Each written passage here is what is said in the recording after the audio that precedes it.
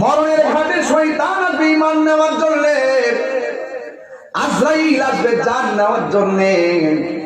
যারা ঈমানদার তারা লাভবান হয়ে যাবে, আর যারা বেঈমান তারা মরণের ঘাটে ক্ষতিগ্রস্ত হয়ে যাবে, কবরের মধ্যে ক্ষতিগ্রস্ত হয়ে যাবে।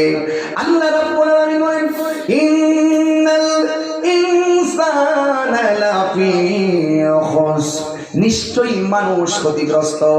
দুইটা কোয়ালিটি যার মধ্যে থাকবে সে কোনোদিন ক্ষতিগ্রস্ত হবে না, দুনিয়াতে হবে না, আখিরাতেও হবে না।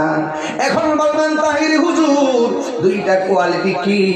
আমার আল্লাহ রাব্বুল আলামিন বলেন, ইল্লাল্লাযীনা আমানু ওয়া আমিলুস সালিহাতি ওয়া তাওয়াসাউ বিল হাক্কি ওয়া তাওয়াসাউ বিস সাবর।